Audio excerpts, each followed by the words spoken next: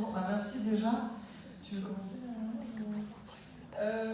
Moi, franchement, j'ai que 2 petits conseils, je crois. Mais en fait, c'est...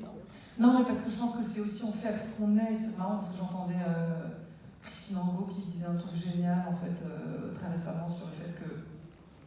Pourquoi elle parlait toujours la même chose? Je sais plus quelle était la question, mais elle disait, mais en fait, on ne parle que de ce qu'on connaît, en fait, de ce qu'on sait, en fait. Et chez elle, évidemment, ça résonne encore de manière beaucoup plus puissante. Mais en fait, je pense que pendant très longtemps, moi, je me suis inventée. Enfin, c'est pas que je me suis inventée, mais je me disais, j'adore ce qu'elle fait ou ce qu'il fait.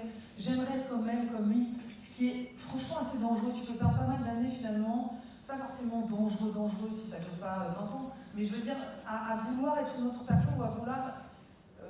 Oui, moi je peux adorer des films de science-fiction. Bon, je pense pas que j'en ferai un dans ma vie, mais je veux dire, c'est important d'arriver à vraiment se dire que ce qu'on est suffit, en fait.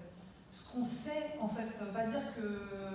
Comment dire? Je sais pas si c'est compréhensible ce que je dis, mais en gros, où est-ce qu'on est vraiment nous-mêmes, en fait, avec peut-être nos petits problèmes, et des gens qui ont vécu des choses qui vont parler de ça, en fait, dans leur vie, mais comme ils le connaissent très très bien, ils seront les meilleurs, en fait, pour en parler.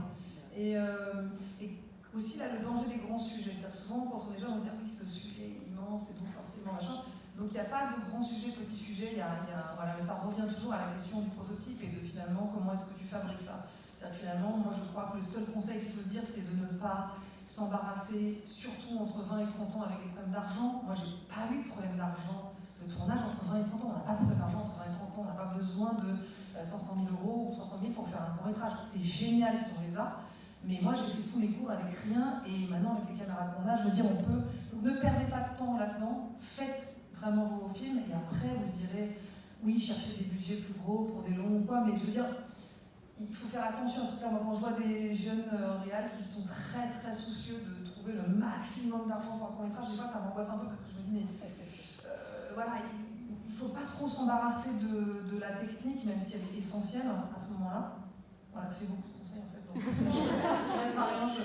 Moi, je fais un autre métier, donc le mien m'oblige à beaucoup aimer les autres. Voilà.